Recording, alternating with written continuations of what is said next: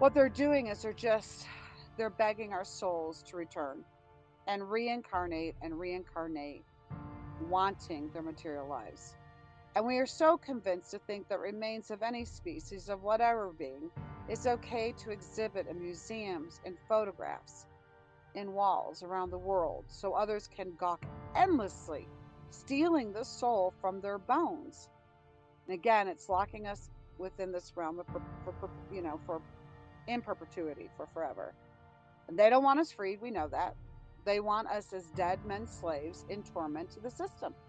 And every reincarnation we return through is more money and power, loosh and symbolic control that they enjoy upon our suffering. Imagine if, just take a moment, if we can just imagine for a moment that they know that, let's say there's 8 billion people, which I don't believe there is. But for shits and giggles, there's 8 billion people. And they figure that out of that 8 billion people, 7 billion 500 million are going to boomerang back here because they believe in all of these customs and all of these traditions, through the religious interpretations, and so on and so forth, or just their grief not allowing us to depart. So they know that most of us are going to boomerang back here.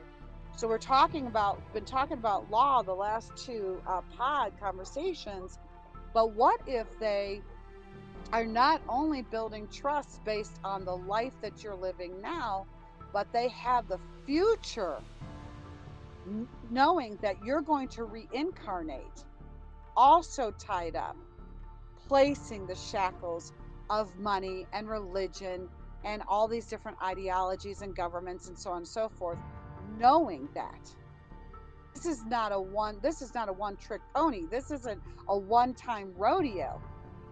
We just keep coming back and they know it. And they have it all shaped out to literally lock us in our future incarnations. I'm positive of that. So all of this just needs to stop now. It just needs to cease. No more releasing, meaning to release ourselves out again of our souls. No more releasing of our souls. No more recycling back through this domain. And again, domain's another word. It's an anagram for demon, meaning demon, demonic realm. And no more trickery to keep us reliving this matrix situation over and over again, like the Groundhog's Day movie suggests. That movie was so important, you guys. Think about it. Think about Groundhog's Day. Like, it's so fucking laughable. The title expresses to us that we, the hogs, the pigs, groundhogs, are grounded here for forever, repeating life after enslaved life like livestock. And livestock that is born and placed on the market, tagged by our birth certification number and our gold bar we rep in the Federal Reserve Prison for human slaves to be moored to. And then from there, we are traded. We are bought, we are sold, we're stocks, livestock, and bonds in bondage on the market as a commodity of service to their multi-trillion-dollar Ponzi scheme that uses us in every which way they wish. Did you know that transhumanists call us pigs? They call humans pigs. You know, of the word chattel, but we also are referred to as sheep. And we also use these words towards one another, which is horrible. But sheep, lambs, chickens, turkeys, ducks, geese, horses, donkeys, jackasses, mules, and hogs all are used in reference to humans, all to be planted, farmed, plowed under, and harvested. Because remember, we are hackable animals. Animals who now could be heated and pressed into diamonds, altered into demons when we die, then reincarnated for another round with less of our wholeness as another fragment of our soul is captured inside this stonification process.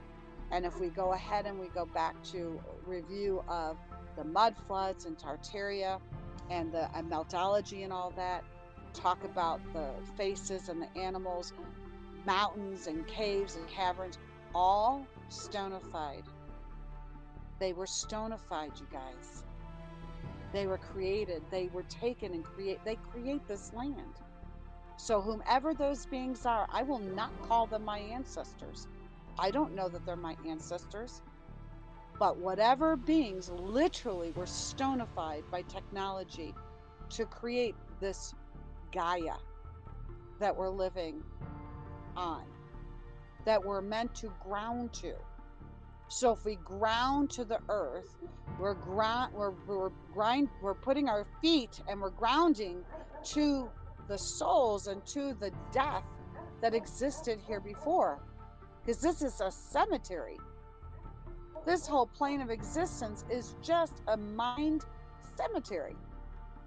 So we're to ground to it and to absorb that which was already here. Okay? I'm not sure that that's wise anymore, although it does feel healthy and it feels vibrant.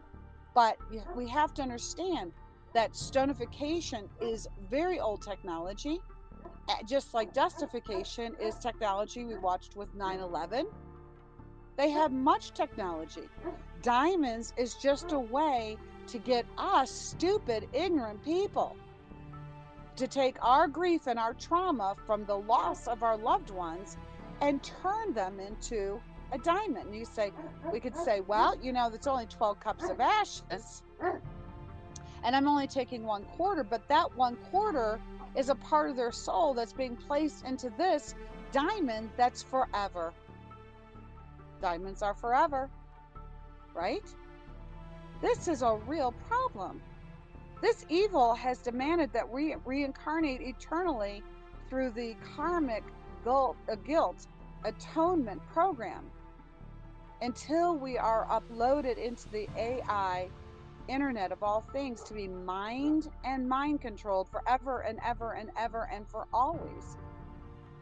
And finally, think about this. A cremated loved one, as much as we'd like to believe it to be true, isn't just a culmination of their ashes. But their ashes are mixed with others' ashes when swept into a box for our grieving. There's residual from the last one. And yes, they're supposed to be cleaning out these kilns and firing boxes, whatever they call it. But that's not how it always works. In fact, it rarely works that way.